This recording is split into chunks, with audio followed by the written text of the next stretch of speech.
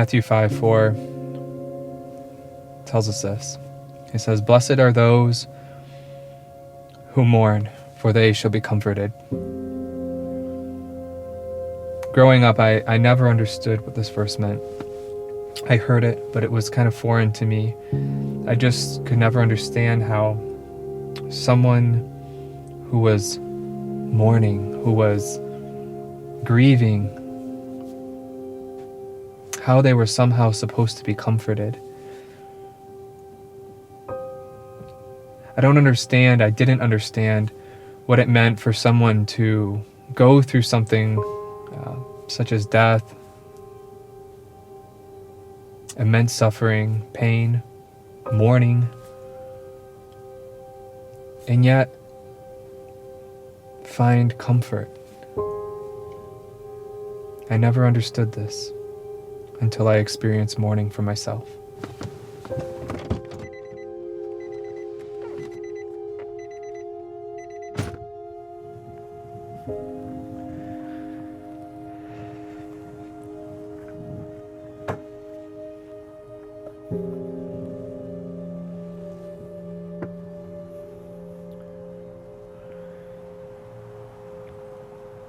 My brother Tyler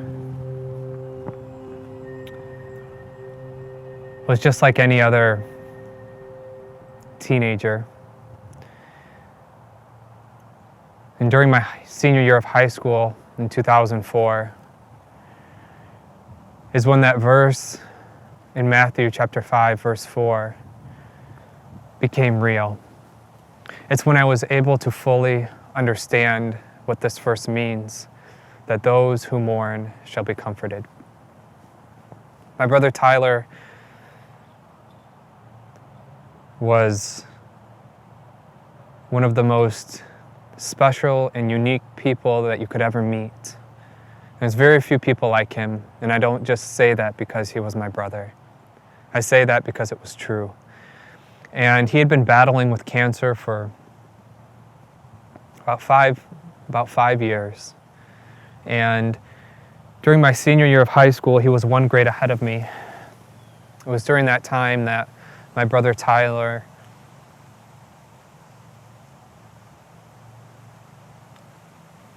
would have to face death. It was during this time that he would face no miraculous healing, that he would be confronted with one of the greatest fears that people have. And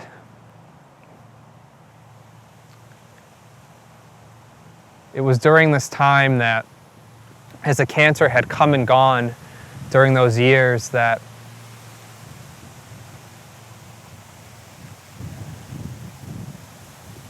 Tyler found God. When my brother Tyler was knocked down, when the cancer would have come during his high school, he would be sick from chemotherapy, and it was in those moments that he just wanted God. But after his healing, it was so strange because all of a sudden he would want nothing to do with God. And then he would get knocked down again, and all of a sudden he would want God in his life again. And then he would be healed, and he would want nothing to do with him. And this went back and forth, until the last time his cancer came and put him in a wheelchair. And he was carried into his baptismal tank, where he decided to give his life to Christ.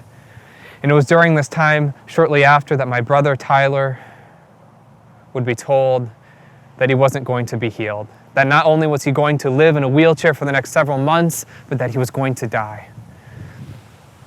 And in those last few days with my brother is when this verse became real. It's when this verse began to take on new meaning for my entire family. My brother Tyler there in that room of our house was dying. And he went around the room just before he entered this coma-like state, And he told each and every one of us, look, guys, you've got to be in heaven. And he pleaded with us just to be there. He knew that his time was short. He knew that this was it for him. And he just said, I want to see you again. I have given my life to Christ. I'm not angry at God. I wouldn't change anything about my life, he said. It was in that moment that he realized that his greatest treasure was to have God and not healing.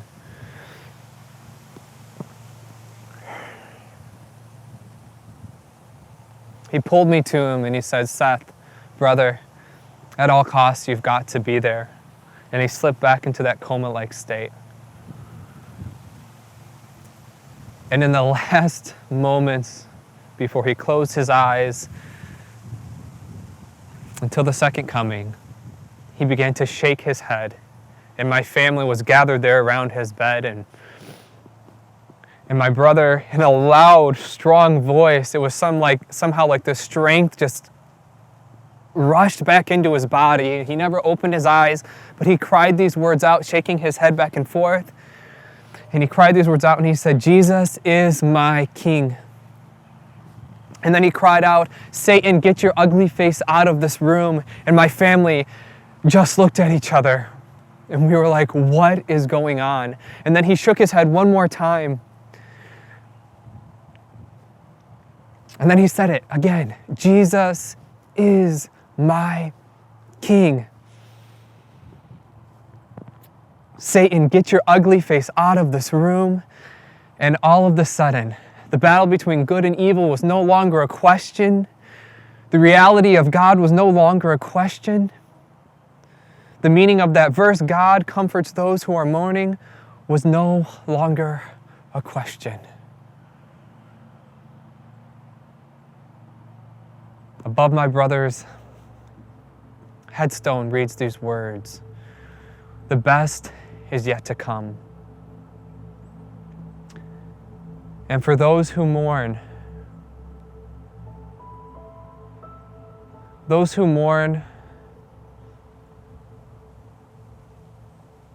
simply speak of another truth that's to come.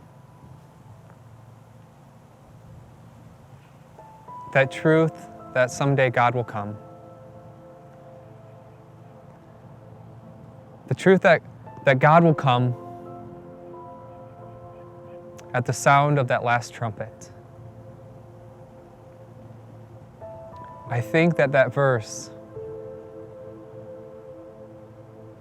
means those who mourn shall be comforted. It means that those people understand simply that the best is yet to come.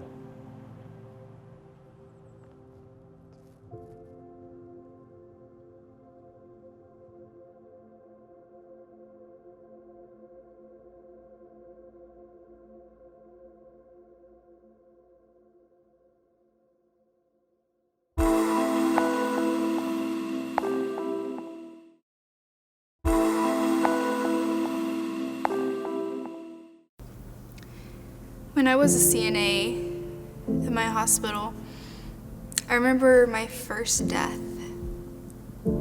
He had just passed and they invited me into the room to help prepare him for the morgue. And I slowly walked in, not really knowing what to expect. I didn't know what to touch, what not to touch, what to look at, what not to look at. And I just remember seeing him laying there on the bed. And I didn't know what to think. They told me what to do, how to care for the body. And as we finished, we sent him to the morgue. And I went back and I sat in the back room. And I just sat there and thought, this man had just been alive and he's gone. Like, life is so fragile. And I started to cry. I didn't know him. But that's just something that really touches you, really gets to you when you see someone alive and then all of a sudden they're gone. And then the weeks started to pass. Kind of forgot about that because every time I would work again, someone else would be dying. And I'd have to go through the same process, prepare them for the morgue, send them to the morgue, go on with my night. like nothing happened. And then there was this one couple. He was dying, but his wife never left him, not for anything. She stayed by his bed. She would hold his hand. She'd sing to him, pray for him, talk to him, read to him. And he was in a coma. He wasn't responding. He couldn't move. He couldn't grab her hand back. But she was there no matter what. And I remember sitting at the nurse's station and wondering, what would it be like to lose someone that you have loved for 60 plus years? That has to be heartbreaking. And I thought, I don't want to ever have to go through that. I don't want to ever have to lose something or someone that is so dear to me, so important to my life, and have to go through all the pain, and grieve and mourn that. A few weeks passed. I was sitting around with friends, and they were talking about death. And I wondered, why in the world did death come up after this just happened? And I'd been thinking about this. But as they continued talking, I realized that death had just become a word. Death didn't really mean anything to me anymore because of so many people that had passed, so many people that I had taken down to the morgue, how many deaths I had seen. It was just a word. It wasn't important to me anymore. It didn't mean anything. But as they continued talking, I realized that death was actually really important. Death really did mean something. And I started to think of all the people that had recently passed, and many of them had been young people, 6 young men that had died all around my age within the past year. And I thought, what if I was to die? What would happen to me? Where would I go? What would happen? And I began to think of the things in my life that I know I don't have right, that I know I still need to work on, these things that I'm keeping inside that I know I should probably give to God, but I really kind of want to hold on to them, keep them to myself. And I thought, what do I need to do to change that? Because if I did die, would I go to heaven or not? So I began to give those things up in my life. And there was a time when I was in a sense, mourning those things. But there was a verse that always brought comfort because it says, "Blessed are those who mourn, for they shall be comforted." And that's not only talking about the sense of losing someone in your life, it's also the sense of losing these things that you're giving up to God. Losing those things that you know you shouldn't have, and just letting God take everything away. Take it all. So I began to do that. And as I was thinking back about the husband and wife,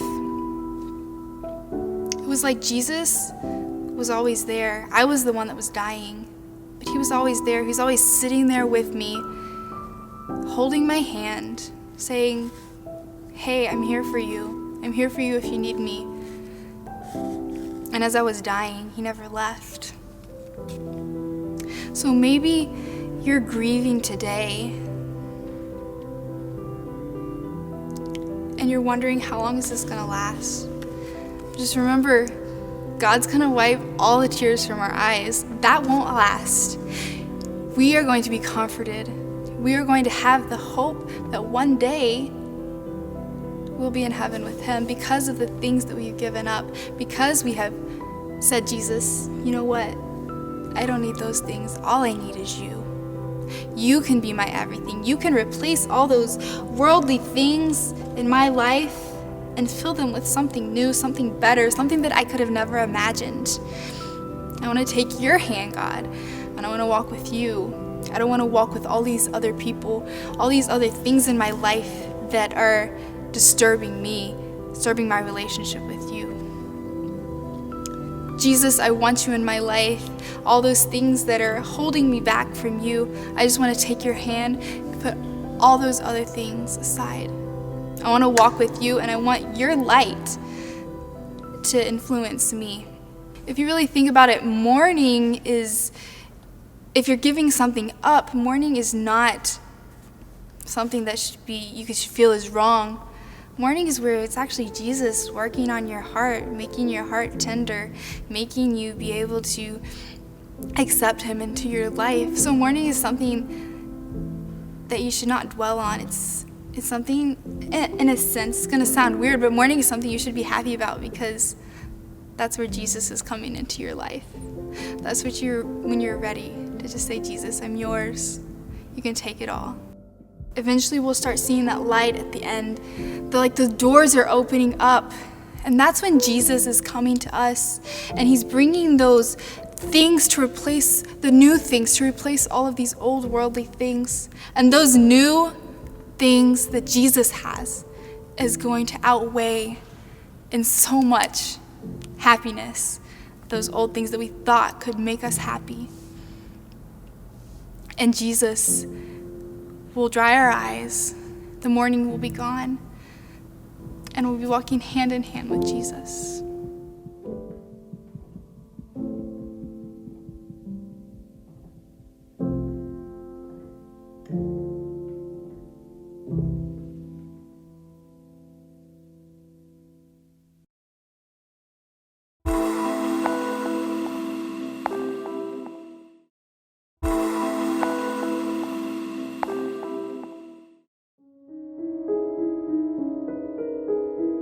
It's been said, in this thing we call life, they're either just coming out of something or just about to go into something. And I found it true in my life that it seems like there are always new seasons.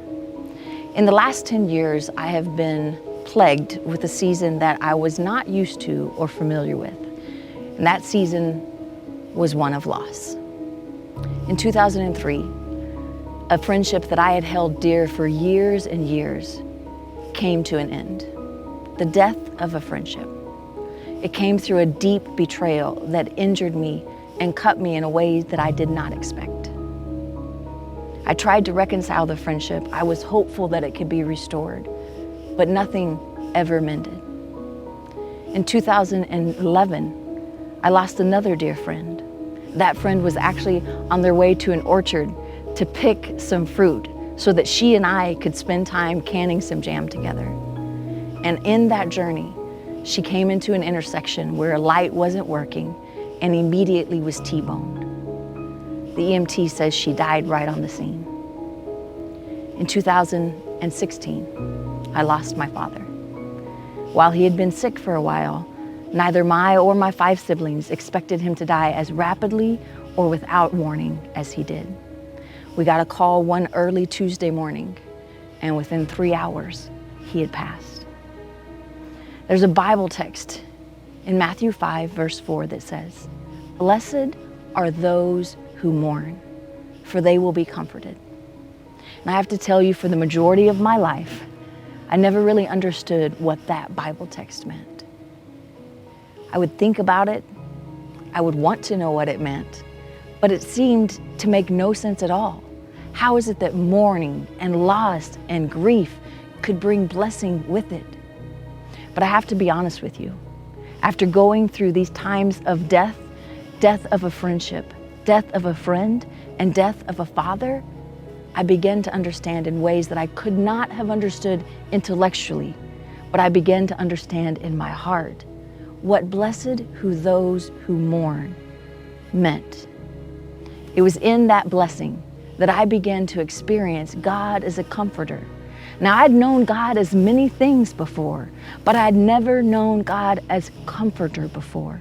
Not the comforter who meets you in that kind of depth of darkness, in that kind of despair, in that kind of brokenness. If you've gone through any kind of loss that leads you to the end of yourself, you know what I'm talking about. You know that it's a loss that you can't take away. It's something that you can't make better no matter how hard you try. It's an ache in your heart that doesn't subside with sleep and doesn't get better with rest. A vacation doesn't remove it from you. It's constantly there. And in that kind of loss, in that kind of grief, in that kind of despair, that's when I began to get the smallest glimpse of what blessed who those who mourn, for they shall be comforted meant. Because in that kind of despair, I couldn't fix the problem. No level of self-reliance, no level of independence made anything better. In fact, the more I tried to act strong and tried to act like it didn't affect me and tried to be like, I'm gonna be okay, actually the worse it got on the inside.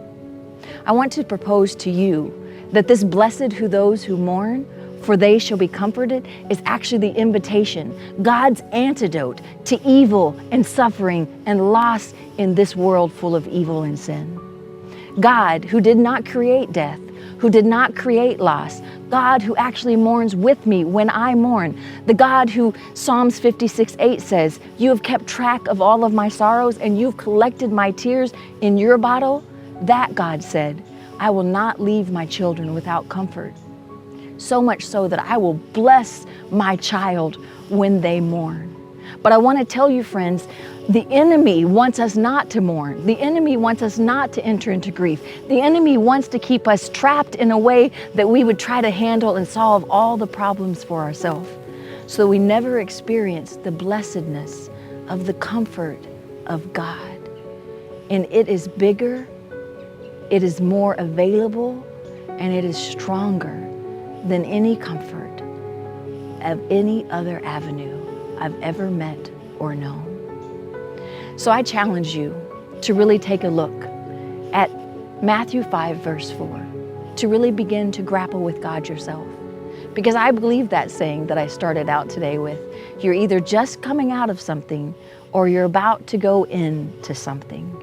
And I want to challenge you, if you've already experienced loss, if you've already been broken, to really consider accepting the antidote that God gives. Blessed are those who mourn. They will be comforted. That's the promise of God.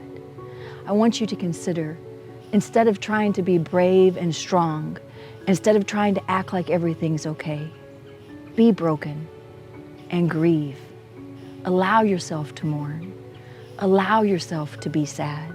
Allow yourself even to be angry with God, because God can handle your anger. God can handle your doubt. God can handle your frustration. He's waiting to bless those who will mourn. Accept the invitation. When the enemy, destruction, and sin brings death and loss and destruction to your doorstep, know the promise is true for you just as much as it was true for me. Blessed are those who mourn.